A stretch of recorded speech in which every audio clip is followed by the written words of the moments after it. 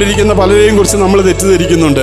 അയാളൊരു നീതിമാനാ, പുള്ളി ഒരു നീതിമാനാ, ആ ബ്രദർ ഒരു നീതിമാനാ, ആ പാസ്റ്റർ ഒരു നീതിമാനാ. നമുക്ക് പലരെയും കുറിച്ച് തെറ്റിദ്ധാരണയുണ്ട്. ആ തെറ്റിദ്ധാരണ എന്നാ മാറുന്നതെന്നറിയാമോ? നിത്യതയെ ചെല്ലുമ്പോഴാണ്.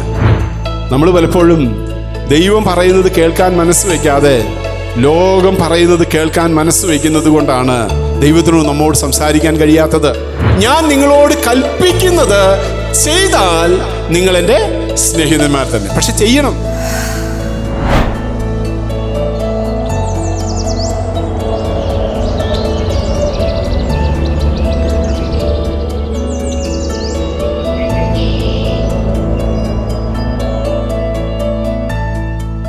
ദൈവവചന ശുശ്രൂഷയ്ക്കായിട്ട് നമുക്കൊരു പ്രാരംഭവാക്യമായി യാക്കോബ് എഴുതിയ ലേഖനം അതിൻ്റെ 2-ാം അധ്യായം 23-ാം വാക്യം നമുക്ക് വായിക്കാം. യാക്കോബിൻ്റെ ലേഖനം 2-ാം അധ്യായം 23-ാം വാക്യം. അബ്രഹാം ദൈവത്തെ വിശ്വസിക്കുകയും അതവന് നീതിയായി കണക്കിടുകയും ചെയ്തു. അവൻ ദൈവത്തിൻ്റെ സ്നേഹിതൻ എന്ന പേർ പ്രാപിച്ചു. അബ്രഹാമിനെ കുറിച്ച് സംസാരിക്കാനാണ് ഞാൻ താല്പര്യപ്പെടുന്നത്. അബ്രഹാമിന് ഒരു പുതിയ പേര് നമ്മൾ വായിച്ചു. ദൈവത്തിൻ്റെ വചനത്തിലുടനീളം അബ്രഹാമിന് പല പേരുകൾ നമുക്ക് കാണാൻ കഴിയും.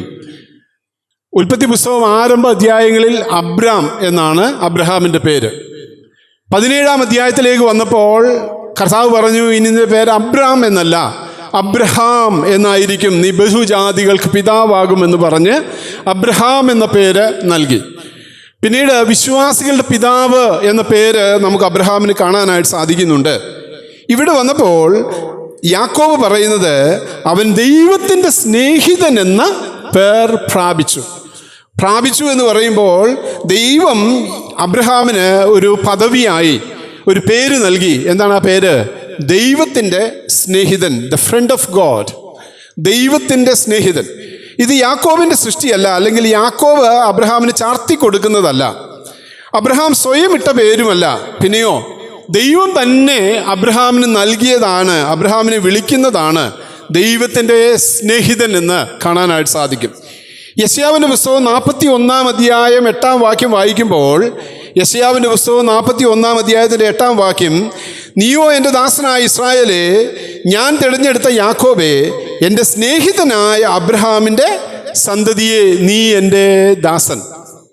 അപ്പോൾ അവിടെ യെശയ്യാവ് അല്ലെങ്കിൽ ദൈവം അബ്രഹാമിനെ വിളിക്കുന്നത്, യെശയ്യാവ് റിപ്പോർട്ട് ചെയ്തിരിക്കുന്നത് എൻ്റെ സ്നേഹിതനായ അബ്രഹാമിൻ്റെ സന്തതിയെ. അപ്പോൾ നമുക്കറിയാം, യാക്കോബ് അബ്രഹാമിന് നൽകി കൊടുക്കുന്ന പേരല്ല, അബ്രഹാം സ്വയം തിരഞ്ഞെടുത്ത പേരുമല്ല, ദൈവം നൽകിയതാണ്. ദൈവത്തിൻ്റെ സ്നേഹിതൻ അല്ലെങ്കിൽ ഫ്രണ്ട് ഓഫ് ഗോഡ്. നമ്മൾ ദിനവൃത്താന്ത പുസ്തകങ്ങൾ 20-ാം അധ്യായത്തിൻ്റെ 8-ാം വാക്യം വായിക്കുമ്പോൾ അവിടെയും നമുക്ക് കാണാൻ സാധിക്കുന്നുണ്ട്. ആരാണ്? 2 ദിനവൃത്താന്തം 20-ാം അധ്യായത്തിൻ്റെ 7-ാം വാക്യം.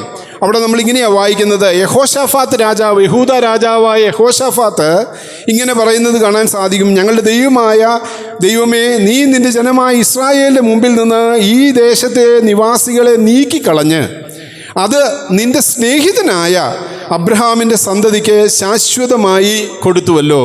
അപ്പോൾ യാക്കോബിൻ്റെ ലേഖനം 2-ാം അധ്യായത്തിലും നമ്മൾ വായിച്ചു 23-ാം വാക്യത്തിൽ. യെശയ്യാവിൻ്റെ പുസ്തകം 41-ാം അധ്യായം 8-ാം വാക്യത്തിൽ നമ്മൾ വായിച്ചു ദൈവത്തിൻ്റെ സ്നേഹിതൻ എന്ന് ദൈവം അബ്രഹാമിനെ വിളിക്കുന്നത്. ദിനവൃത്താന്ത പുസ്തകങ്ങൾ 2 ദിനവൃത്താന്തം 20-ാം അധ്യായത്തിൻ്റെ 7-ാം വാക്യത്തിൽ നമ്മൾ കണ്ടു യഹൂദ രാജാവായ യഹോശാഫാത്ത് വിളിക്കുന്നു അബ്രഹാമിനെ ദൈവത്തിൻ്റെ സ്നേഹിതൻ എന്ന്. അങ്ങനെയെങ്കിൽ അബ്രഹാമിന് ദൈവം നൽകിയതായൊരു സ്ഥാനമായിരുന്നു എന്ത്? ദൈവത്തിൻ്റെ സ്നേഹിതൻ. പ്രിയപ്പെട്ടവരെ, എനിക്ക് നിങ്ങൾക്കും എല്ലാം ദൈവത്തിൻ്റെ സ്നേഹിതന്മാരായി തീരാനായിട്ട് കഴിയുമെന്നുള്ളത് ദൈവവചനം പഠിക്കുമ്പോൾ നമുക്ക് കാണാൻ കഴിയും. ആരാണ് ദൈവത്തിൻ്റെ സ്നേഹിതൻ, അല്ലെങ്കിൽ എങ്ങനെയുള്ളവരെയാണ് ദൈവത്തിൻ്റെ സ്നേഹിതൻ എന്ന് വിളിക്കുന്നത് എന്ന് അബ്രഹാമിൻ്റെ ജീവിതത്തിലൂടെ നമുക്ക് വളരെ വേഗത്തിലൊന്ന് പരിശോധിക്കാം. 6 കാര്യങ്ങൾ എന്തുകൊണ്ട് ദൈവം അബ്രഹാമിനെ ദൈവത്തിൻ്റെ സ്നേഹിതൻ എന്ന് വിളിക്കുന്നു എന്ന് കാണാം. 12-ാം അധ്യായം ഉൽപ്പത്തി പുസ്തകം 12-ാം അധ്യായത്തിൻ്റെ 1-2 വാക്യങ്ങളിൽ നമ്മളിങ്ങനെയാണ് വായിക്കുന്നത്. യഹോവ അബ്രഹാമിനോട് അരുളി ചെയ്തത് എന്തെന്നാൽ, നീ നിന്റെ ദേശത്തെയും ചാർച്ചക്കാരെയും പിതൃഭവനത്തെയും വിട്ടു പുറപ്പെട്ട് ഞാൻ നിന്നെ കാണിപ്പാനിരിക്കുന്ന ദേശത്തേക്ക് പോക. ഞാൻ നിന്നെ വലിയൊരു ജാതിയാക്കും, നിന്നെ അനുഗ്രഹിച്ച് നിന്റെ പേർ വലുതാക്കും, നീ ഒരു അനുഗ്രഹമായിരിക്കും. ഞാൻ നിന്നെ കാണിപ്പാനിരിക്കുന്ന ദേശത്തേക്ക് പോക എന്ന് പറഞ്ഞപ്പോൾ അനുസരിച്ചതായ അബ്രഹാമിനെയാണ് ദൈവത്തിൻ്റെ സ്നേഹിതൻ എന്ന് വിളിക്കുന്നത്. അപ്പോൾ ദൈവത്തിൻ്റെ സ്നേഹിതന്മാരായി തീരണമെങ്കിൽ എനിക്ക് നിങ്ങൾക്കും എല്ലാം വേണ്ടുന്നതായ യോഗ്യത എന്താണ്? അനുസരണം, അല്ലേ? ദൈവം പറയുന്നതിനെ അനുസരിക്കാനായിട്ട് നമുക്ക് കഴിയുമ്പോൾ നമുക്കും ആരായി തീരാൻ സാധിക്കുന്നു? ദൈവത്തിൻ്റെ സ്നേഹിതന്മാരായി തീരാനായിട്ട് കഴിയുന്നു. അബ്രഹാം എങ്ങനെയുള്ള വ്യക്തിയായിരുന്നു? അബ്രഹാമിനെ നമുക്ക് കാണാൻ സാധിക്കുന്നത് അദ്ദേഹം ഒരു വിഗ്രഹങ്ങളെ നിർമ്മിക്കുന്ന ഒരു പിതാവിൻ്റെ മകനായിരുന്നു. കൽദയരുടെ ഊരിൽ നിന്ന്, വിഗ്രഹാരാധികളുടെ നടുവിൽ നിന്ന് വിഗ്രഹങ്ങളെ നിർമ്മിക്കുന്ന ഒരു തേരഹിൻ്റെ മകനായി ജനിച്ചതായ വ്യക്തിയാണ്. എന്നാൽ അബ്രഹാമിന് യഹോവയാം ദൈവത്തെ കണ്ടുമുട്ടുവാനും യഹോവയുടെ ഒരു ദാസനായി തീരാനും സാധിച്ചു കഴിഞ്ഞപ്പോൾ ദൈവത്തെ അബ്രഹാം അനുസരിക്കുന്നതാണ് ഉൽപ്പത്തി പുസ്തകത്തിൻ്റെ ആരംഭ അധ്യായങ്ങളിൽ നമുക്ക് കാണാനായിട്ട് കഴിയുന്നത്. കർത്താവ് അബ്രഹാമിനോട് പറയുകയാണ്, ഞാൻ നിന്റെ ദേശത്തെയും ചാർച്ചക്കാരെയും വിട്ട് എന്ത് ചെയ്യണം? നിന്റെ പിതൃഭവനത്തെയും വിട്ട് ഞാൻ നിന്നെ കാണിപ്പാനിരിക്കുന്ന ദേശത്തേക്ക് പോക എന്ന് പറഞ്ഞപ്പോൾ യാതൊരു മടിയും കൂടാതെ ദൈവശബ്ദത്തെ അനുസരിക്കാനായിട്ട് അബ്രഹാം ഇടയായി. അതുകൊണ്ടാണ് ദൈവം അബ്രഹാമിനെ സ്നേഹിതൻ എന്ന് വിളിക്കുന്നത്. പ്രിയപ്പെട്ടവരെ, കർത്താവായ യേശുക്രിസ്തു പറഞ്ഞു, നമുക്ക് കർത്താവിനെ അനുസരിക്കാനായിട്ട് കഴിഞ്ഞാൽ നമുക്കും കർത്താവ് തരാൻ ആഗ്രഹിക്കുന്ന സ്ഥാനം എന്താണെന്നറിയാമോ? നമ്മളെ കർത്താവ് വിളിക്കാൻ ആഗ്രഹിക്കുന്നത് ദൈവത്തിൻ്റെ സ്നേഹിതന്മാർ എന്ന. എത്ര വലിയ പദവിയാണ്, അല്ലേ? ദൈവത്തിൻ്റെ സ്നേഹിതന്മാരായിരിക്കാനായിട്ട് കഴിയുക എന്ന് പറയുന്നത് ഒരു വലിയ പദവിയാണ്. എവിടെയാണ് കർത്താവ് അത് വാഗ്ദത്തം ചെയ്തത്? യോഹന്നാൻ്റെ സുവിശേഷം 15-ാം അധ്യായം 14-ാം വാക്യം. യോഹന്നാൻ്റെ സുവിശേഷം 15-ാം അധ്യായം 14-ാം വാക്യം എഴുത്തവർക്ക് വായിക്കാം. യോഹന്നാൻ്റെ സുവിശേഷം 15-ാം അധ്യായം 14-ാം വാക്യം. അവിടെ കർത്താവ് ഇങ്ങനെ പറഞ്ഞു, സ്നേഹിതന്മാർക്ക് വേണ്ടി ജീവനെ കൊടുക്കുന്നതിലും അധികമുള്ള സ്നേഹം ആർക്കുമില്ല. ഞാൻ നിങ്ങളോട് കൽപ്പിക്കുന്നത് ചെയ്താൽ നിങ്ങൾ എൻ്റെ സ്നേഹിതന്മാർ. ഞാൻ നിങ്ങളോട് കൽപ്പിക്കുന്നത് ചെയ്താൽ നിങ്ങൾ എൻ്റെ സ്നേഹിതന്മാർ തന്നെ. അപ്പം കർത്താവ് കൽപ്പിക്കുന്നതിന് അല്ലെങ്കിൽ ദൈവത്തിൻ്റെ വചനം പറയുന്നതിന് അനുസരിക്കുന്നവർക്കാണ് ആരായി തീരാൻ സാധിക്കുന്നത്? ദൈവത്തിൻ്റെ സ്നേഹിതന്മാരായി തീരാൻ കഴിയുന്നത്. അപ്പോൾ അബ്രഹാമിന് മാത്രമല്ല ഈ പദവി ദൈവം ഒരുക്കിയിരിക്കുന്നത്, എനിക്ക് നിങ്ങൾക്കും എല്ലാം കൃപയാൽ ദൈവത്തിൻ്റെ സ്നേഹിതന്മാരെന്നുള്ള പദവി ദൈവം ഒരുക്കി വച്ചിരിക്കുക. ഈ ലോകത്തിലെ മറ്റാരുടെ സ്നേഹിതന്മാരായിരിക്കുന്നതിനേക്കാളും ഒരു വലിയ പദവിയാണ് ദൈവത്തിൻ്റെ സ്നേഹിതന്മാരായിരിക്കാനായിട്ട് കഴിയുക എന്ന് പറയുന്നത്. അതൊരു വലിയ പദവിയാണ്. അത് അബ്രഹാമിന് ലഭിച്ചു. അബ്രഹാമിനെ ദൈവം നൽകി. യാക്കോബ് പറയുന്ന അവൻ ദൈവത്തിൻ്റെ സ്നേഹിതൻ എന്ന് പേർ പ്രാപിച്ചു എന്നാ പറയാനായിട്ടിടയാകുന്നത്.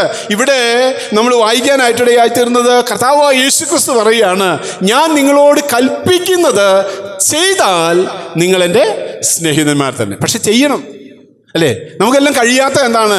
കർത്താവേ, നിന്റെ സ്നേഹിതനാകണമെന്ന് എനിക്കിപ്പോൾ ആഗ്രഹമുണ്ട്, പക്ഷെ നീ പറയുന്നതെല്ലാം ചെയ്യാനായിട്ട് എനിക്ക് ബുദ്ധിമുട്ടാണ്. അതെത്ര പ്രയാസമുള്ള കാര്യമാണ്, അല്ലേ?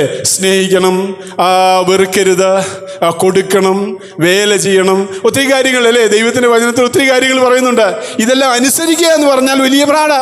എന്നാൽ അബ്രഹാമിനോട് നോക്കി, അബ്രഹാമിൻ്റെ പ്രയാണം നമ്മൾ നോക്കിക്കഴിഞ്ഞാൽ വലിയ വലിയ പ്രയാസമുള്ള ഘട്ടങ്ങളെല്ലാം ദൈവം പറഞ്ഞു കഴിഞ്ഞപ്പോൾ ഈ 1-ാം വാക്യത്തിൽ തന്നെ യഹോവ അബ്രഹാമിനോട് അരുളി ചെയ്തത്, നിന്റെ ദേശത്തെയും നിന്റെ നാട് നീ വിടണം, അല്ലേ? വിടാൻ പറഞ്ഞപ്പോൾ നിന്റെ ദേശത്തെ, 2 നിന്റെ ചാർച്ചക്കാരെ, അല്ലേ? നിന്റെ ബന്ധുജനങ്ങളെ, 3 നിന്റെ പിതൃഭവനത്തെ. അവിടെ നിൽക്കരുത്, കാരണം അവിടെ മുഴുവൻ വിഗ്രഹാരാധികളും വിഗ്രഹങ്ങളെ നിർമ്മിക്കുന്നവരുമാണ്.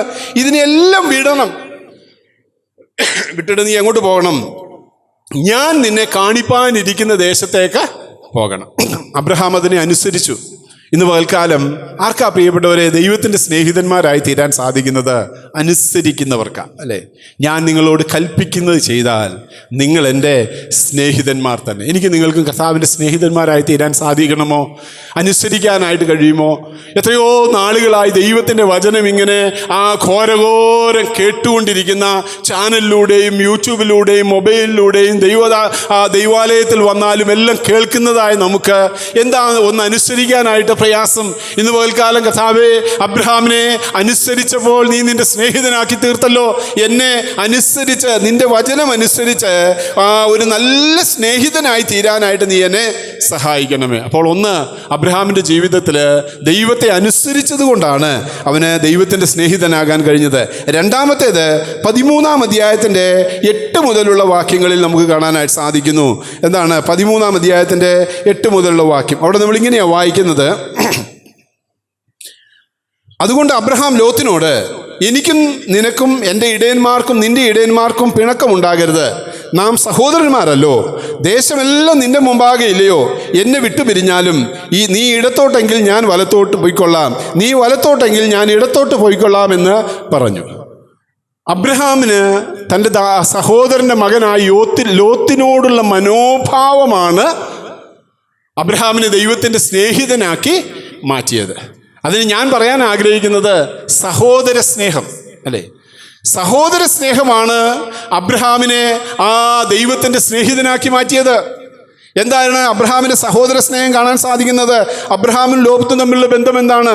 അബ്രഹാമിൻ്റെ സഹോദരനായിരുന്ന ഹാരാൻ്റെ മകനാണ് ലോത്ത്, അല്ലേ? ലോത്തിനെ അബ്രഹാം തൻ്റെ പ്രയാണത്തിൽ ഒപ്പം കൂട്ടി. അബ്രഹാം വളരെ സമ്പന്നനായിരുന്നു, ലോത്തും അത്ര മോശമല്ലാത്ത സമ്പന്നനായിരുന്നു. എന്നാൽ ഇവർ രണ്ടുപേരും ഒരുമിച്ച് പോകുമ്പോൾ ഇത്രയധികം ആടുകൾ, ഇത്രയധികം ഒട്ടകങ്ങൾ, ഇത്രയധികം കാളകൾ, ഇത്രയധികം മൃഗസമ്പത്ത്, ദാസന്മാർ ഒരുമിച്ച് പോകാനായിട്ട് പ്രയാസം. ഇവിടെ അബ്രഹാം ലോത്തിനോട് പറയുകയാണ്, നമ്മൾ രണ്ടുപേരും കൂടെ ഒരുമിച്ച് പോയാൽ വഴക്കാകും, അല്ലേ? അതുകൊണ്ട് നമുക്ക് പിരിയാമെന്ന് പറഞ്ഞ് സ്നേഹത്തിലൂടെ പിരിയാമെന്നാണ് അബ്രഹാം പറയാനായിട്ടിടയായത്. നീ വലത്തോട്ടെങ്കിൽ ഞാൻ ഇടത്തോട്ടെങ്കിൽ നീ വലത്തോട്ട്, ദേശമെല്ലാം നമ്മുടെ മുമ്പാകെ ഉണ്ട്, നിനക്ക് ഇഷ്ടമുള്ളത് തിരഞ്ഞെടുത്തു കൊള്ളുക എന്ന് പറഞ്ഞ് ലോത്തിനൊരു ചോയ്സ് നൽകുന്ന അബ്രഹാമിനെ നമുക്ക് കാണാനായിട്ട് കഴിയും, അല്ലേ? സഹോദര സ്നേഹത്തിൻ്റെ ഒരു ഉത്തുംഗ മാതൃകയാണ് നമുക്കിവിടെ അബ്രഹാമിൽ കാണാനായിട്ട് സാധിക്കുന്നത്. മാത്രമല്ല, ഈ ലോത്തും അബ്രഹാമും തമ്മിലുള്ള പ്രയാണം മുന്നോട്ട് നോക്കുമ്പോൾ അബ്രഹാമിനെ വിട്ട് നീരോട്ടമുള്ളത് തിരഞ്ഞെടുത്ത് ലോത്ത് കുറേ ഭൗതിക നന്മകളൊക്കെ നേടി മുന്നോട്ട് പോകുന്നത് കാണാൻ സാധിക്കും. ഏറ്റവും നല്ലതും പട്ടണങ്ങളും എല്ലാം ലോത്ത് തിരഞ്ഞെടുത്തു. അബ്രഹാമിന് ലോത്ത് ബാക്കി വെച്ചതിൻ്റെ ബാക്കിയാണ് കിട്ടിയത് എങ്കിലും യാതൊരു നീരസവും ലോത്തിനോടില്ല. 2 അധ്യായം കഴിയുമ്പോൾ ശത്രുക്കൾ വന്ന് ലോത്തിനെ യുദ്ധം ചെയ്ത് ലോത്ത് നേടിയതായ ഈ വസ്തുവകകളും ധനങ്ങളും മൃഗസമ്പത്തും എല്ലാം പിടിച്ചു കൊണ്ടുപോകുന്നത് കാണാൻ സാധിക്കും.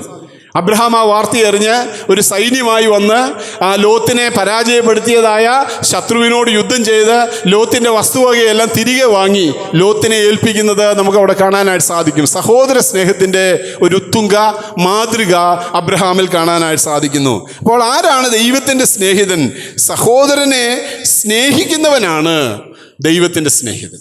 ഒന്നാമത്തേത് നമ്മൾ കണ്ടു, അല്ലേ? ദൈവത്തെ അനുസരിക്കുന്നവനാണ് ദൈവത്തിൻ്റെ സ്നേഹിതൻ. 2, സഹോദരനെ സ്നേഹിക്കുന്നവനാണ് ദൈവത്തിൻ്റെ സ്നേഹിതൻ. ഇവിടെ ആ 8-ാം വാക്യത്തിൽ നമ്മൾ ഇങ്ങനെ വായിച്ചല്ലോ, എനിക്കും നിനക്കും എൻ്റെ ഇടയന്മാർക്കും നിന്റെ ഇടയന്മാർക്കും തമ്മിൽ പിണക്കമുണ്ടാകരുത്, നാം സഹോദരന്മാർ അല്ലോ. ആ വാക്യത്തിൻ്റെ ഒരു മാധുര്യം ഒന്ന് ധ്യാനിച്ചേ പ്രിയപ്പെട്ടവരെ. ആ 13-ാം അധ്യായത്തിൻ്റെ 8-ാം വാക്യം, ഉൽപ്പത്തി 13:8, അവിടെ നമുക്ക് വായിക്കാൻ സാധിക്കുന്നത്, എനിക്കും നിനക്കും നിന്റെ ഇടയന്മാർക്കും എൻ്റെ ഇടയന്മാർക്കും പിണക്കമുണ്ടാകരുത്, നാം സഹോദരന്മാരല്ലോ, വി ആർ ബ്രദേഴ്സ്, അല്ലേ? ഒരു വലിയ ചിന്തയാണ്, ഒരു വലിയ കാര്യം അബ്രഹാം പങ്കുവയ്ക്കുന്നത്. നമ്മൾ ആരാണ്? നമ്മൾ സഹോദരങ്ങളാണ്. നമുക്ക് എത്ര പേർക്ക് ആ ഒരു ചിന്തയുണ്ട്? നമ്മളെ എത്ര പേരെ ആ ഒരു ചിന്ത ഭരിക്കാനായിട്ടിടയായിത്തീരുന്നുണ്ട്? വാശിയും ദേഷ്യവും വൈരാഗ്യവും പിടിച്ചെടുക്കാനുള്ള മോഹവും ഒക്കെ നിലനിൽക്കുമ്പോൾ ദൈവത്തിൻ്റെ സ്നേഹിതനായ അബ്രഹാമിൻ്റെ വാക്കിനെ ഒന്ന് നോക്കിയേ. വി ആർ ബ്രദേഴ്സ്, നാം സഹോദരങ്ങളല്ലോ, നമ്മൾ സഹോദരങ്ങളാണ്, നമ്മൾ പിണങ്ങരുത്, അല്ലേ? അവിടെ അതാ പറയാനായിട്ടിടയായിത്തീരുന്നത്. നമ്മൾ പിണങ്ങാനുള്ളവരല്ല, നമ്മൾ എന്തിനാണ്? നമ്മൾ സ്നേഹിക്കാനുള്ളവരാണ്, നമ്മൾ പരസ്പരം കരുതാനുള്ളവരാണ്, നമ്മൾ പരസ്പരം ബഹുമാനിക്കാനുള്ളവരാണ്, നമ്മൾ പരസ്പരം കൈത്താങ്ങൽ നൽകുവാനുള്ളവരാണ്, നമ്മൾ യുദ്ധം കൂടാനുള്ളവരല്ല, നമ്മൾ അടികൂടാനുള്ളവരല്ല, നാം സഹോദരങ്ങളല്ലോ എന്ന് പറഞ്ഞിരിക്കുന്നത്. അതാ കർത്താവായ യേശുക്രിസ്തു പുതിയ നിയമ കാഴ്ചപ്പാടായിട്ട് പറഞ്ഞത്. 1 യോഹന്നാൻ 4-ാം അധ്യായത്തിൻ്റെ 20-21 വായിക്കാം. 1 യോഹന്നാൻ 4:20-21 വായിച്ച ആരെങ്കിലും? 1 യോഹന്നാൻ 4:20-21. ഞാൻ ദൈവത്തെ സ്നേഹിക്കുന്നെന്ന് പറയുകയും തന്റെ സഹോദരനെ പകയ്ക്കുകയും ചെയ്യുന്നവൻ കള്ളനാകുന്നു. യോഹന്നാൻ എഴുതുകയാണ്, ഞാൻ ദൈവത്തെ സ്നേഹിക്കുന്നു എന്ന് പറയുകയും സഹോദരനെ പകയ്ക്കുകയും ചെയ്യുന്നവൻ കള്ളനാകുന്നു. വായിച്ചു. തന്നെ കണ്ടിട്ടുള്ള സഹോദരനെ താൻ സ്നേഹിക്കാത്തവന്, കണ്ടിട്ടുള്ള സഹോദരനെ സ്നേഹിക്കാത്തവന് കണ്ടിട്ടില്ലാത്ത ദൈവത്തെ കണ്ടിട്ടില്ലാത്ത ദൈവത്തെ സ്നേഹിപ്പാൻ കഴിയുന്നതല്ല. അല്ലേ? അപ്പൊ വളരെ വ്യക്തമാണ്. പകയ്ക്കുന്നവൻ, സഹോദരനെ പകയ്ക്കുന്നവനെ ദൈവത്തിന്റെ വചനം വിളിക്കുന്നത് എന്താണെന്നറിയാമോ? കള്ളൻ. ഞാൻ വിളിക്കുന്നതല്ല. അപ്പോൾ യോഹന്നാൻ സുവിശേഷം തന്നെ, ലേഖനം തന്നെ 3-ാം അധ്യായത്തിൻ്റെ 1 യോഹന്നാൻ 3:17-18 അവിടെ എന്താ കർത്താവ് പഠിപ്പിക്കാനായിട്ടിടയായിത്തീരുന്നത്? 1 യോഹന്നാൻ 3:17-18 അത് വായിക്കാം നമുക്ക്.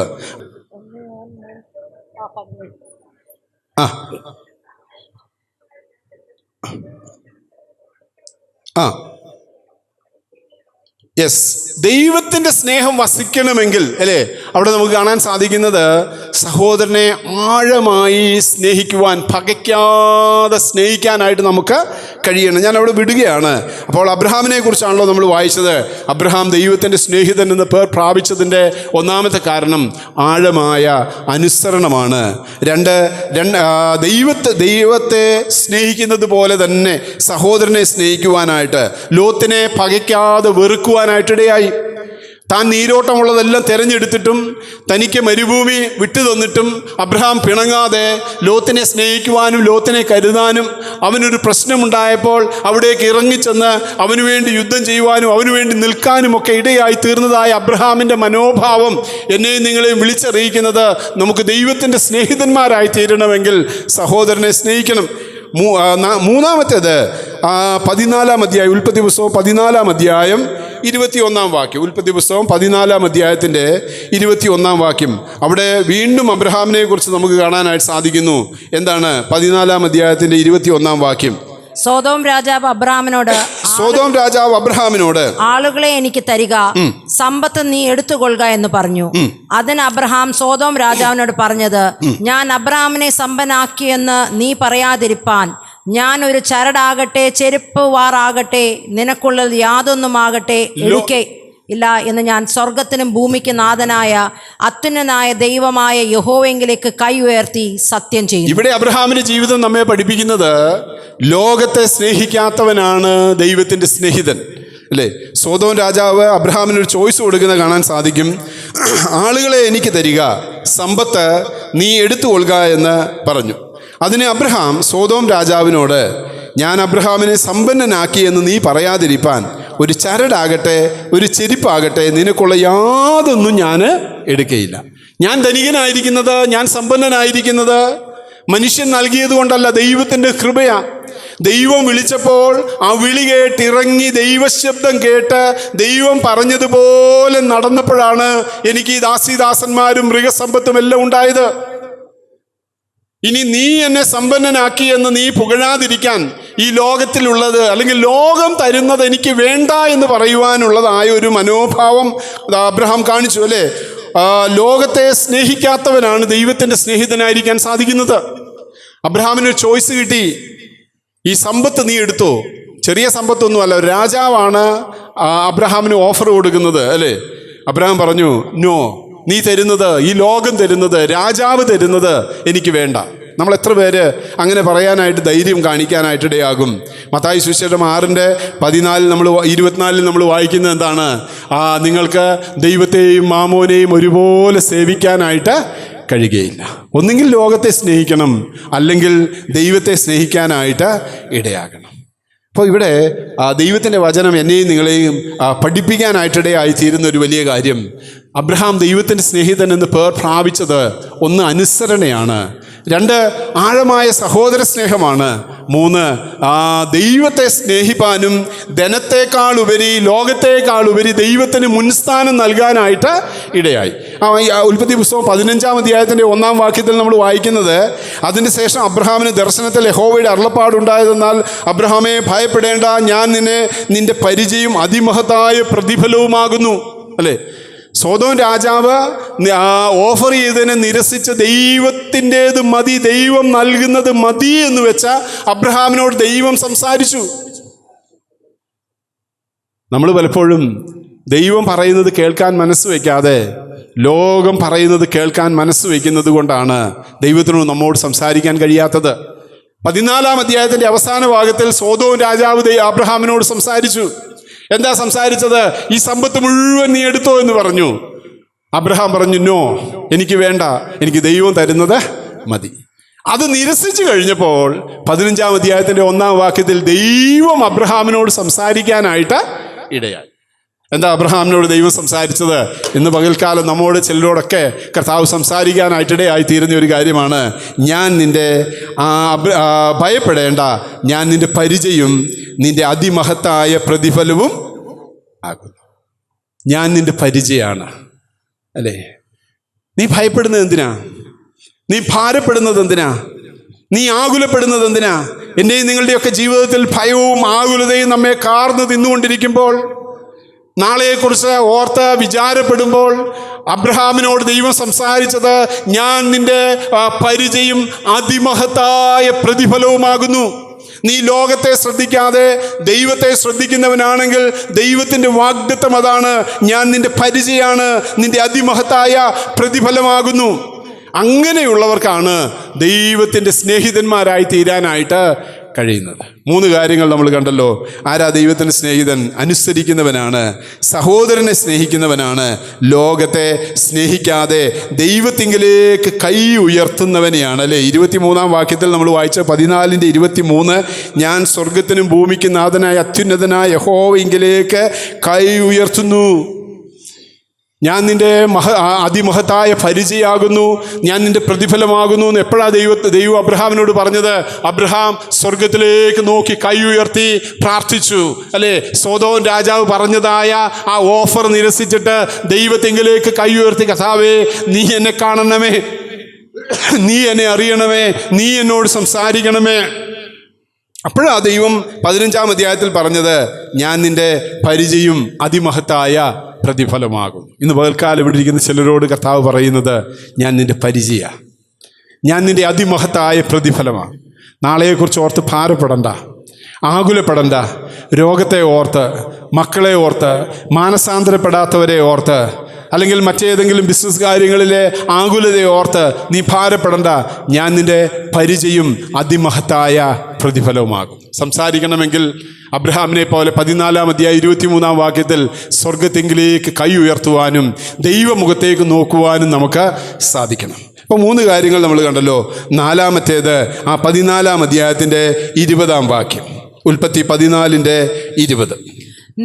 നിന്റെ ശത്രുക്കളെ നിന്റെ കയ്യിൽ ഏൽപ്പിച്ച് അത്യുന്നതനായ ദൈവം സ്തുതിക്കപ്പെടുമാറാകട്ടെ എന്ന് പറഞ്ഞു. അവൻ അബ്രഹാം സകലത്തിലും ദശാംശം കൊടുത്തു. അബ്രഹാം സകലത്തിലും ദശാംശം കൊടുത്തു. ആരാ ദൈവത്തിൻ്റെ സ്നേഹിതൻ? ദൈവത്തിനായി കൊടുക്കുന്നവനാണ് ദൈവത്തിൻ്റെ സ്നേഹിതൻ. യാക്കോബ് 2:23 വായിച്ചത്, അവൻ ദൈവത്തിൻ്റെ സ്നേഹിതൻ എന്ന് പേർ പ്രാപിച്ചു എന്നാണ് നമ്മൾ വായിച്ചത്. അവന് പേര് കിട്ടി, അല്ലേ? വെറുതെ കിട്ടിയതല്ല. കിട്ടാൻ 4 കാരണങ്ങൾ നമ്മൾ കണ്ടു. 1-മത്തേത് നമ്മൾ കണ്ടു, അവൻ അനുസരിക്കുന്നവനായിരുന്നു, പൂർണ്ണമായി അനുസരിക്കുന്നവനായിരുന്നു, സഹോദരനെ വെറുക്കാത്തവനായിരുന്നു, ലോകത്തെ സ്നേഹിക്കാത്തവനായിരുന്നു. 4, ദൈവത്തിനായി കൊടുക്കുന്നവനായിരുന്നു ദൈവത്തിൻ്റെ സ്നേഹിതൻ. അല്ലെങ്കിൽ ദൈവത്തിനായി കൊടുക്കാൻ യാതൊരു മടിയും അബ്രഹാമിന് ഉണ്ടായിരുന്നില്ല. സോദോം രാജാവ് പറഞ്ഞ സമ്പത്ത് നിരസിച്ചിട്ട് അബ്രഹാം എന്ത് ചെയ്യുന്നു? അങ്ങോട്ട് കൊടുക്കുകയാണ് ചെയ്യുന്നതല്ലേ? അബ്രഹാം സകലത്തിലും ദശാംശം കൊടുത്തു. നമ്മൾ കർത്താവിനായി കൊടുക്കുന്നവരാണോ അതോ നമ്മൾ കൂട്ടി വയ്ക്കുന്നവരാണോ? ഇവിടെ അബ്രഹാമിനെയും ലോത്തിനെയും നമുക്ക് കാണാം. അബ്രഹാം ദൈവത്തിനായി കൊടുത്തു എന്നാണ് നമ്മൾ വായിച്ചത്. എന്നാൽ ലോത്ത് എന്ത് ചെയ്തു? നീരോട്ടമുള്ളത് തിരഞ്ഞെടുത്തു. ഏറ്റവും ഫലഭൂഷ്ടമായത്, ഏറ്റവും വിലപിടിപ്പുള്ളത്, ഏറ്റവും ആകർഷണീയമായത് നോക്കി. ലോകത്തിൽ നമുക്ക് ധനമുണ്ടാക്കാനൊക്കെ എളുപ്പമാണ്. പക്ഷേ ധാർമ്മികത നഷ്ടപ്പെട്ടാൽ, അല്ലേ, നമ്മൾ നൽകേണ്ടതിന് നൽകിയില്ല എങ്കിൽ, കൊടുക്കേണ്ടത് കൊടുത്തില്ല എങ്കിൽ നമുക്ക് ദൈവത്തിൻ്റെ സ്നേഹിതന്മാരായിരിക്കാനായിട്ട് സാധിക്കുകയില്ല. അബ്രഹാം ഉണ്ടാക്കിയതുപോലെ തന്നെ ലോത്തും ധാരാളം സമ്പാദിച്ചു. പക്ഷേ ലോത്തിൻ്റെ സമ്പാദ്യത്തിൽ ധാർമ്മികത നഷ്ടപ്പെട്ടു. അതുകൊണ്ട് തന്നെ ലോത്തിന് അത് ഉള്ളതെല്ലാം നഷ്ടപ്പെടുകയും തൻ്റെ ജീവിതം തന്നെ ആ ഭാര്യ ഉപ്പുതൂണായി പോവുകയും തനിക്ക് തന്നെ ആ മൂല്യച്യുതി സംഭവിക്കുന്നതും നമുക്ക് കാണാനായിട്ട് സാധിക്കുന്നുണ്ട്. അതുകൊണ്ട് ദൈവത്തിൻ്റെ സ്നേഹിതനാകണമെങ്കിൽ ദൈവത്തിനായി കൊടുക്കുവാനായിട്ട് നമുക്ക് സാധിക്കണം. ദൈവത്തിനായി കൊടുക്കുന്നവനെയാണ് ദൈവത്തിൻ്റെ സ്നേഹിതൻ എന്ന് പേർ വിളിക്കുന്നത്. സക്കായിയെക്കുറിച്ച് നമ്മൾ വായിക്കാം നമുക്ക് ലൂക്കോസിൻ്റെ സുവിശേഷം 19-ാം അധ്യായത്തിൻ്റെ 8-ാം വാക്യം. ലൂക്കോസിൻ്റെ സുവിശേഷം 19-ാം അധ്യായം 8-ാം വാക്യം. സക്കായിക്ക് ഒരു നല്ല സാക്ഷ്യമൊന്നും ആ നാട്ടിൽ ഉണ്ടായിരുന്നില്ല, അല്ലേ? ചുങ്കം പിരിക്കുന്നവനും അങ്ങനെയുള്ള പ്രവൃത്തിയൊക്കെ ചെയ്യുന്നവനായിരുന്നു. ചുങ്കം പിരിക്കുന്നവനെയൊന്നും നാട്ടുകാർക്ക് അത്ര ഇഷ്ടമൊന്നുമല്ല. പക്ഷേ മാനസാന്തരപ്പെട്ട് കഴിഞ്ഞപ്പോൾ സക്കായി എങ്ങനെയുള്ളവനായി തീർന്നു? ലൂക്കോസ് 19:8. സക്കായിയോ നിന്നു കർത്താവിനോട്, കർത്താവേ, എൻ്റെ വസ്തുവകയിൽ പാതി ഞാൻ ദരിദ്രന്മാർക്ക് കൊടുക്കുന്നുണ്ട്. കർത്താവേ, എൻ്റെ വസ്തുവകയിൽ പാതി ഞാൻ ദരിദ്രന്മാർക്ക് കൊടുക്കുന്നു. അത്രയൊന്നും നിങ്ങൾ കൊടുക്കണമെന്ന് ഞാൻ പറയുകയല്ല.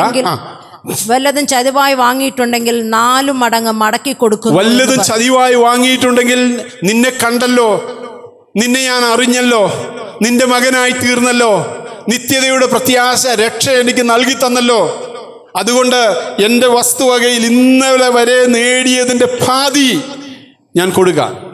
വല്ലതും ചതിവായി വാങ്ങിയിട്ടുണ്ടെങ്കിൽ എത്ര കൊടുക്കാന്ന് പറഞ്ഞു? 4 മടങ്ങ് മടക്കി കൊടുക്കാം. അതാ നമുക്ക് കാണാൻ സാധിക്കുന്നത്, അല്ലേ?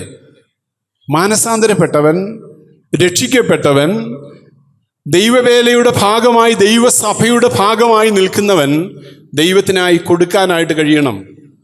മിനിസ്ട്രിക്ക് നൽകണം, സഭയ്ക്ക് നൽകണം, ഔദാര്യമായി എവിടെയെല്ലാം കൊടുക്കാനായിട്ട് സാധിക്കുമോ അവിടെയെല്ലാം കൊടുക്കുന്നവനായി തീരണം. അവൻ ആ ദൈവത്തിൻ്റെ സ്നേഹിതനായി തീരാൻ സാധിക്കുന്നത്. നമുക്കൊരു വാക്യം ലേഖനങ്ങളിൽ നോക്കാം. 1 തിമോഥെയോസ് 6-ാം അധ്യായത്തിൻ്റെ 17 മുതൽ 19 വരെയുള്ള വാക്യങ്ങൾ. 1 തിമോഥെയോസ് 6-ാം അധ്യായം 17 മുതൽ 19 വരെയുള്ള വാക്യങ്ങളിൽ അപ്പോസ്തലനായ പൗലോസ് തിമോഥെയോസിനോട് പറയുകയാണ്. 1 തിമോഥെയോസ് 6-ാം അധ്യായം 17 മുതൽ 19 വരെയുള്ള വേദഭാഗം.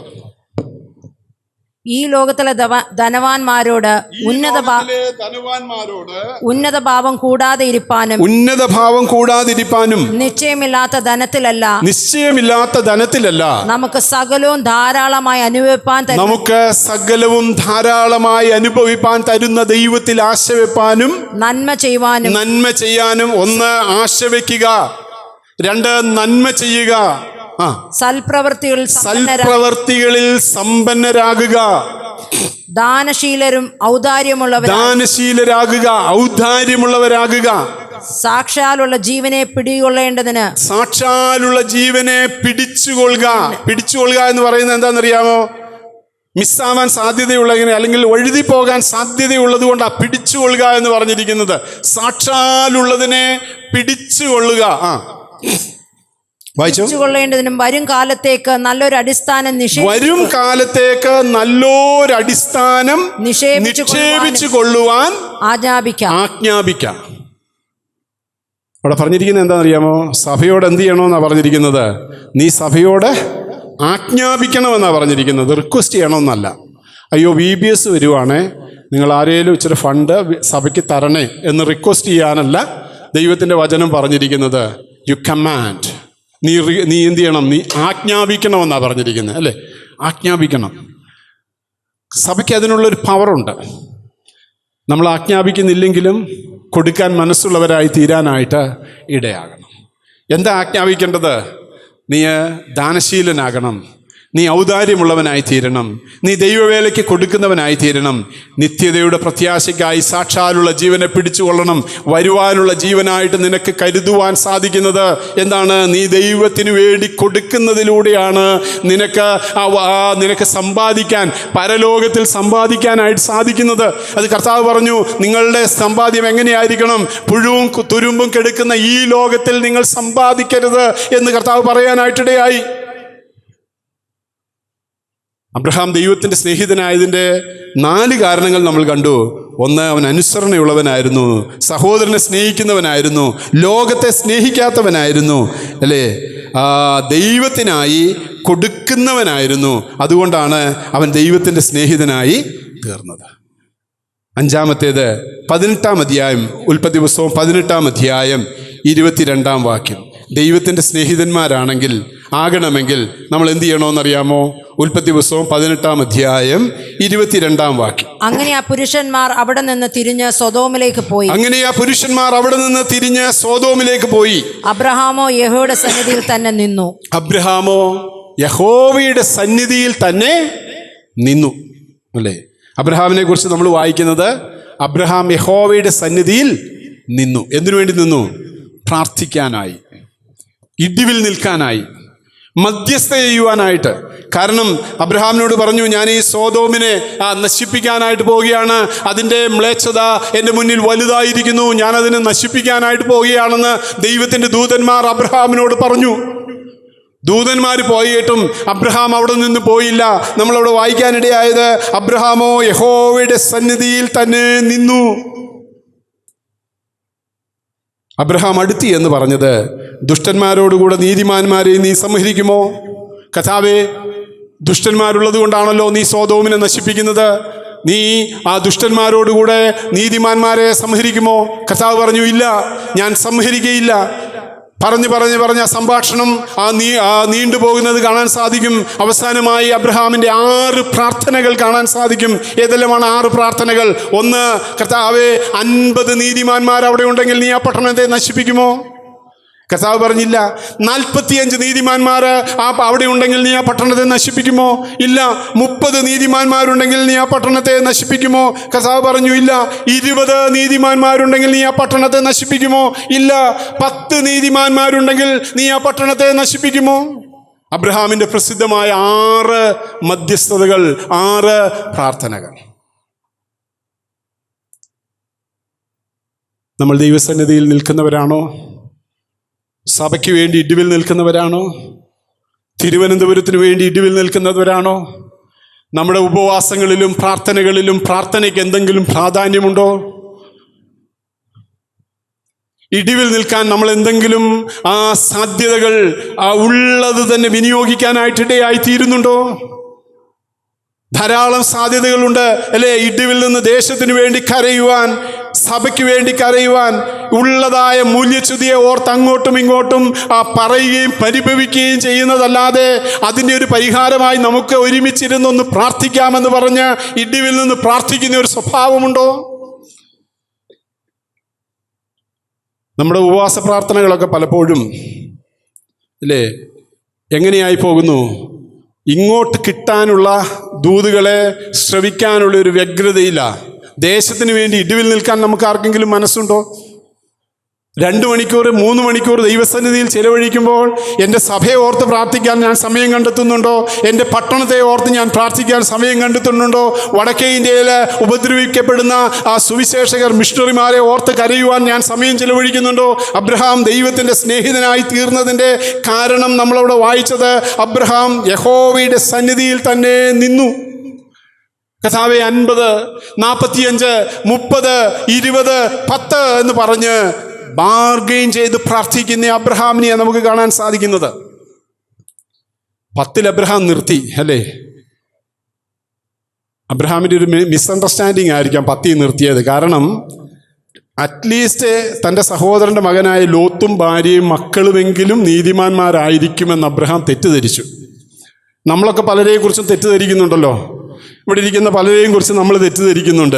അയാളൊരു നീതിമാനാ, പുള്ളി ഒരു നീതിമാനാ, ആ ബ്രദർ ഒരു നീതിമാനാ, ആ പാസ്റ്റർ ഒരു നീതിമാനാ. നമുക്ക് പലരെക്കുറിച്ചും തെറ്റിദ്ധാരണയുണ്ട്. ആ തെറ്റിദ്ധാരണ എന്നാ മാറുന്നതെന്നറിയാമോ? നിത്യതയെ ചെല്ലുമ്പോഴാണ്, അല്ലേ? അവിടെ ചെല്ലുമ്പോൾ ഇന്ന് ഇവിടെ സ്റ്റേജിൽ പ്രസംഗിക്കുന്ന പലരും അവിടെ കാണാതെ വരുമ്പോൾ നമ്മളുടെ തെറ്റിദ്ധാരണ മാറും. ആ പുള്ളി അത്ര ശരിയല്ലായിരുന്നു എന്ന് നമുക്ക് അന്ന് മനസ്സിലാവും. അബ്രഹാം 10 നിർത്തിയതിൻ്റെ കാരണം ഞാൻ ചിന്തിക്കുന്നത്, അറ്റ്ലീസ്റ്റ് എൻ്റെ സഹോദരനായ ലോത്തും ഭാര്യയും മക്കളെങ്കിലും അവർ 10 പേരെങ്കിലും നീതിമാന്മാരായിരിക്കുമെന്ന് ചിന്തിച്ചിട്ടാണ് 10 കൊണ്ട് അബ്രഹാം നിർത്തിയത്. അതുകൊണ്ട് എന്നെ കേൾക്കുന്ന പ്രിയപ്പെട്ടവരെ, ദൈവത്തിൻ്റെ സ്നേഹിതന്മാരാകണമെങ്കിൽ ഇടിവിൽ നിൽക്കണം, മധ്യസ്ഥ അണയ്ക്കണം. പിറുപിറുക്കുന്നവരും പരാതി പറയുന്നവരുമായിട്ടല്ല. എൻ്റെ സഹോദരന് വേണ്ടി, എൻ്റെ സഹോദരിക്ക് വേണ്ടി, എൻ്റെ സഭയ്ക്ക് വേണ്ടി, എൻ്റെ ദേശത്തിന് വേണ്ടി ഇടിവിൽ നിൽക്കാനുള്ള ഒരു മനസ്സ് എനിക്ക് നിങ്ങൾക്കുണ്ടെങ്കിൽ നമുക്ക് ദൈവത്തിൻ്റെ സ്നേഹിതന്മാരായി തീരാനായിട്ട് സാധിക്കും. യെഹെസ്കേൽ പ്രവാചകൻ്റെ പുസ്തകം 22-ാം അധ്യായത്തിൻ്റെ 30, 31 നമ്മളിങ്ങനെയാണ് വായിക്കുന്നത്. വായിക്കാമോ? യെഹെസ്കേൽ 22-ന്റെ 30, 31. ഞാൻ ദേശത്തെ നശിപ്പിക്കാതെ വണ്ണം അതിന് മതിൽ കെട്ടി ഞാൻ ദേശത്തെ നശിപ്പിക്കാതെ വണ്ണം അതിന് മതിൽ കെട്ടി എന്റെ മുമ്പാകെ ഇടിവിൽ നിൽക്കേണ്ടതിന് ഒരു പുരുഷനെ എന്റെ മുമ്പാകെ ഇടിവിൽ നിൽക്കേണ്ടത് ഒരു പുരുഷനെ ഞാൻ അന്വേഷിച്ചു. അവരുടെ ഇടയിൽ അന്വേഷിച്ചു, ആരെയും കണ്ടില്ല. അവരുടെ ഇടയിൽ അന്വേഷിച്ചു, ആരെയും കണ്ടില്ല താനും. ആകയാൽ ഞാൻ എന്റെ ക്രോധം അവരുടെ മേൽ പകർന്ന് എന്റെ കോപാഗ്നി കൊണ്ട് അവരെ മുടിച്ചു കളഞ്ഞു. എന്റെ കോപാഗ്നി കൊണ്ട് ഞാൻ അവരെ മുടിച്ചു കളയുമെന്ന കർത്താവ് പറഞ്ഞത്. ഒരാളുണ്ടായിരുന്നെങ്കിൽ ഞാൻ അങ്ങനെ ചെയ്യില്ലായിരുന്നു. ഇവിടെയാണ് ഇടിവിൽ നിൽക്കേണ്ടതിന്റെ പ്രാധാന്യം. എന്നെ കേൾക്കുന്ന പ്രിയപ്പെട്ടവരെ, കിട്ടാനുള്ള മെസ്സേജ് കേട്ട് അല്ലേ, ദൂതുകൾ കേട്ട് പിന്നെയും അനുഗ്രഹത്തിന്റെ ദൂത് കേട്ട് നിങ്ങളെ തന്നെ ചതിക്കുന്നവരായി തീരാതെ ഒരൊറ്റ ദൂതേ ഉള്ളൂ കർത്താവിന് പറയാൻ. അത് നിന്റെ നിത്യതയെക്കുറിച്ചാണ് കർത്താവിന് പറയാനുള്ളത്. കർത്താവായ യേശു ക്രിസ്തുവിനെ നീ ഹൃദയത്തിൽ സ്വീകരിച്ച് രക്ഷകനായി, കർത്താവായി, യജമാനനായി അംഗീകരിച്ച് ഒരു ക്രിസ്തു ശിഷ്യനായി ജീവിക്കുന്നുവെങ്കിൽ നിനക്ക് നിത്യതയുണ്ട് എന്നുള്ള അനുഗ്രഹത്തിന്റെ മെസ്സേജാണ് കർത്താവിന് പറയാനുള്ളത്. അതിനപ്പുറമായ ഒരു ദൂതും ഇനി നീ കേൾക്കേണ്ട ആവശ്യമില്ല. പിന്നെ നീ എന്താ ചെയ്യേണ്ടത്? നീ ഇടിവിൽ നിൽക്കണം. നിന്റെ ഉപവാസങ്ങളും നിന്റെ പ്രാർത്ഥനകളുമെല്ലാം ദേശത്തിന് വേണ്ടി, സഭയ്ക്ക് വേണ്ടി, ആത്മാക്കൾക്ക് വേണ്ടി കരയുന്നതായി തീരണം. അപ്പോഴാണ് നിനക്ക് ദൈവത്തിന്റെ സ്നേഹിതനായി തീരാൻ, സ്നേഹിതയായി തീരുവാനായിട്ട് കഴിയുള്ളൂ. അവസാനമായി ഒരു കാര്യം കൂടെ പറയാം, സമയം കഴിഞ്ഞല്ലോ. എബ്രായ ലേഖനം 11-ാം അധ്യായം 8 മുതൽ 10 വരെയുള്ള വേദഭാഗം ദൈവത്തിൻ്റെ സ്നേഹിതനാകാൻ അബ്രഹാമിനെ ദൈവം തിരഞ്ഞെടുത്തതിൻ്റെ 6ാമത്തെ റീസൺ. എബ്രായ ലേഖനം 11-ാം അധ്യായത്തിൻ്റെ 8 മുതൽ 10 വരെയുള്ള വേദഭാഗം. എബ്രായ ലേഖനം. വിശ്വാസത്താൽ അബ്രഹാം തനിക്ക് അവകാശമായി കിട്ടുവാനിരുന്ന ദേശത്തേക്ക് യാത്രയാകുവാൻ വിളിക്കപ്പെട്ടാറെ അനുസരിച്ച് എവിടേക്ക് പോകുന്നെന്നറിയാതെ പുറപ്പെട്ടു. വിശ്വാസത്താൽ അവൻ വാഗ്ദത്ത ദേശത്ത് ഒരു അന്യദേശത്ത് എന്ന പോലെ ചെന്ന് വാഗ്ദത്തിന് കൂട്ടവകാശികളായി ഇസാക്കിനോടും യാക്കോബിനും കൂടെ കൂടാരങ്ങൾ പാർത്ത് ദൈവം ശില്പിയായി നിർമ്മിച്ചതും അടിസ്ഥാനങ്ങളുമായ നഗരത്തിനായി കാത്തിരുന്നു. എന്തുകൊണ്ടാണ് ദൈവം അബ്രഹാമിനെ സ്നേഹിതനായി തിരഞ്ഞെടുത്തത്? അവൻ നിത്യതയുടെ പ്രത്യാശയുള്ളവനായി ജീവിച്ചു. ആമേൻ. അബ്രഹാം ഒരു പഴയ നിയമ വിശ്വാസി ആയിരുന്നിട്ടും ഭൗതിക കാര്യങ്ങളുടെ അതിപ്രസരമുണ്ടായിരുന്ന കാലത്ത് ജീവിച്ചിരുന്നിട്ടും ഭൗതിക അനുഗ്രഹങ്ങളായിരുന്നു പഴയ നിയമത്തിലെ അനുഗ്രഹങ്ങൾ എന്ന് നിലനിന്നിരുന്ന കാലത്ത് ജീവിച്ചിട്ടും അബ്രഹാമിൻ്റെ കാഴ്ചപ്പാടോ അബ്രഹാമിൻ്റെ ജീവിത ലക്ഷ്യമോ ഭൗതിക നന്മയായിരുന്നില്ല എന്നതുകൊണ്ടാണ് അബ്രഹാം ആരായി തീർന്നത്? ദൈവത്തിൻ്റെ സ്നേഹിതനായി തീർന്നത്.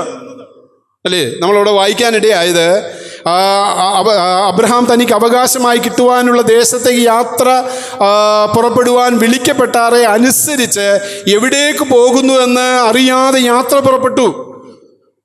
കനാൻ ദേശത്തേക്കാണ് പോകുന്നത് എങ്കിലും വിശ്വാസത്താൽ യാത്ര പുറപ്പെട്ടു. വിശ്വാസത്താൽ താൻ വാഗ്ദത്ത ദേശത്ത് ഒരു അന്യദേശത്തെന്ന പോലെ ചെന്ന് വാഗ്ദത്തത്തിനായി കൂട്ടവകാശികളായ ഇസാക്കിനും യാക്കോബിനോടും കൂടെ കൂടാരങ്ങളിൽ പാർത്തു. 10-ാം വാക്യം. അവിടെ പാർത്തിട്ടും അബ്രഹാമിന്റെ ലക്ഷ്യം എന്തായിരുന്നു? 10-ാം വാക്യം, ദൈവം ശില്പിയായി നിർമ്മിച്ചതും അടിസ്ഥാനമുള്ളതുമായ നഗരത്തിനായി. ആമേൻ. നമ്മളിൽ എത്ര പേർക്ക് ആ പ്രത്യാശയുണ്ട്? ദൈവം ശില്പിയായി നിർമ്മിച്ചതും അടിസ്ഥാനമുള്ളതുമായ ഒരു നഗരത്തിനായിട്ടാണ് ഞാൻ കാത്തിരിക്കുന്നത്. അതിനപ്പുറത്തേക്കൊന്നുമില്ല. അതിനപ്പുറത്തേക്കുള്ളതെല്ലാം വിട്ടുകളയാനുള്ളതാണ്. അതിനപ്പുറത്തേക്കുള്ളതെല്ലാം ഇവിടെ ഉപേക്ഷിക്കാനുള്ളതാണ്. അതിനപ്പുറത്തേക്കെല്ലാം എന്തെല്ലാം നേടിയാലും അതെല്ലാം കളയാനുള്ളതാണ്. അബ്രഹാം പഴയ നിയമ വിശ്വാസിയായിരുന്ന അബ്രഹാമിനെ കുറിച്ച് നമ്മളിവിടെ വായിക്കാനിടയായത് ആ ദൈവം ശില്പിയായി നിർമ്മിച്ചതും അടിസ്ഥാനമുള്ളതുമായ നഗരത്തിനായി കാത്തിരുന്നു. അതായിരിക്കട്ടെ നമ്മുടെ പ്രത്യാശ. അതിനായിരിക്കട്ടെ നമ്മുടെ ക്രിസ്തീയ ജീവിതം. 6 കാര്യങ്ങൾ നമ്മൾ കണ്ടു അല്ലേ? യാക്കോബിന്റെ ലേഖനം 2-ാം അധ്യായം 23 നമ്മൾ വായിച്ചു, അവൻ ദൈവത്തിൻ്റെ സ്നേഹിതൻ എന്ന പേർ പ്രാപിച്ചു. എങ്ങനെയാണ് ദൈവത്തിൻ്റെ സ്നേഹിതന്മാരായി തീരാൻ സാധിക്കുന്നത്? അനുസരണയാണ്. ഞാൻ നിങ്ങളോട് കൽപ്പിക്കുന്നത് ചെയ്താൽ നിങ്ങൾ എൻ്റെ ദാസന്മാർ. ദൈവത്തിൻ്റെ വചനം അനുസരിപ്പാൻ. പ്രിയപ്പെട്ടവരെ, ഏറ്റെടുത്തിട്ടില്ലാത്ത, അനുസരിച്ചിട്ടില്ലാത്ത 100 കണക്കിന് കുറവുകൾ നമ്മുടെ ജീവിതത്തിലുണ്ടല്ലോ. ഇനിയും കഴുകൽ പ്രാപിച്ചിട്ടില്ലാത്തത്, ഇനിയും അനുസരിച്ചിട്ടില്ലാത്തത് ഏൽപ്പിച്ചു കൊടുക്കാം. 2, സഹോദരനെ സ്നേഹിക്കുന്നവനാ ദൈവത്തിൻ്റെ സ്നേഹിതൻ. 3, ലോകത്തെ സ്നേഹിക്കാത്തവനാ ദൈവത്തിൻ്റെ സ്നേഹിതൻ. ദൈവത്തിനായി കൊടുക്കുന്നവനാണ് ദൈവത്തിൻ്റെ സ്നേഹിതൻ. മധ്യസ്ഥത ചെയ്യുന്നവനാണ് ദൈവത്തിൻ്റെ സ്നേഹിതൻ. നിത്യതയുടെ പ്രത്യാശയിൽ ജീവിക്കുന്നവനാണ് ദൈവത്തിൻ്റെ സ്നേഹിതൻ. ഈ ലോകത്തിൻ്റെ പ്രത്യാശയല്ല, ഈ ലോകത്തിൻ്റെ ധനമല്ല, ഈ ലോകത്തിൻ്റെ വസ്തുവകകളല്ല, പിന്നെയോ ആ നിത്യതയുടെ പ്രത്യാശയിൽ ദൈവം ശില്പിയായി നിർമ്മിച്ചതും അടിസ്ഥാനമുള്ളതുമായ ഒരു നഗരം പ്രാപിക്കണം. ആ പ്രത്യാശയോടെ ദൈവസന്നിധിയിലായിരിക്കാൻ, കർത്താവേ എനിക്ക് നിൻ്റെ സ്നേഹിതനായി തീരുവാൻ, അബ്രഹാമിനെ പോലെ അനുസരിപ്പാൻ നീ എന്നെ സഹായിക്കണമേ എന്നുള്ള പ്രാർത്ഥനയോടെ ദൈവസന്നിധിയിലായിരിക്കാം. ദൈവം നമ്മെ ധാരാളമായി അനുഗ്രഹിക്കും.